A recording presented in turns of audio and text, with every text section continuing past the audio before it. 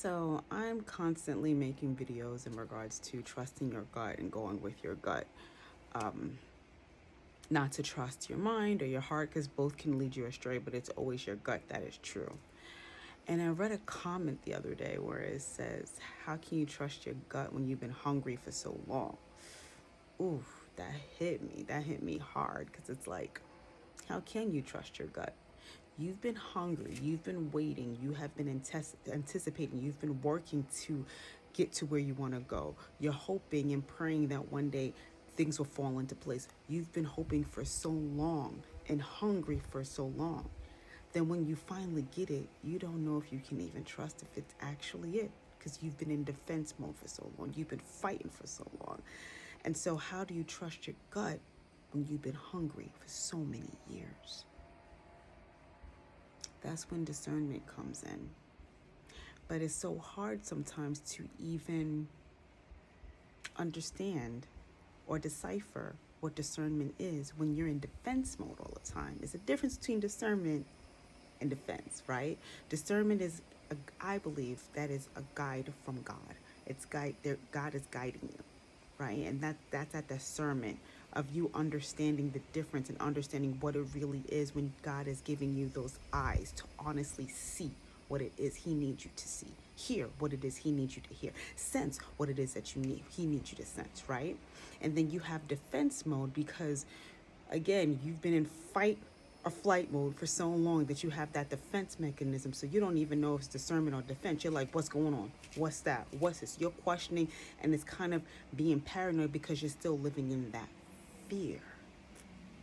So you're in defense mode on everything because you're dealing with your own traumas. You're dealing with your own fight mode. Everything is a fight for you because life has been a fight for you in itself.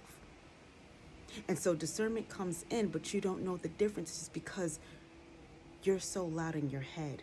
Your ego is trying to protect you.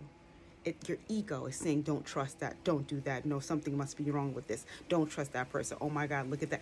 Your ego is constantly in defense mode because you have been in defense mode. You have been in fight or flight mode for this whole entire time. So in order for you to know the difference, you got to quiet this bad boy. You got to quiet this one. The discernment is there, and God is speaking to you, and God is trying to give you guidance. But if your ego is louder than God, it's always going to be defense versus discernment. You quiet that mind by meditating. You quiet that mind by grounding yourself. You quiet that mind by finding things that bring you joy in your life, because you need to ground and you need to center yourself. Only way to really battle this or to win this ego of yours is to find your center, find your grounding, what makes you happy, what brings you joy, whatever that activity, that exercise, whatever it is that brings you joy in your life is going to help you quiet this loud ego of yours. It will shut it up. It's like training a muscle. Same way we learned how to talk, to eat, to walk. Same thing with this. You have to tell this one to shut up. Just like you won't have a Debbie Downer of a friend in your life. You wouldn't constantly bring that person back into your life if they're constantly talking negative all the time.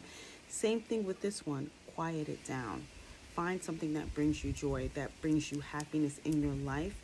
The more you do that activity that you love, is the more that you find love and peace and grounding within yourself, the more discernment you will receive, and it will be loud and clear because your ego is no longer talking. Your ego is no longer in defense mode. Your ego is no longer talking as loud as your discernment is.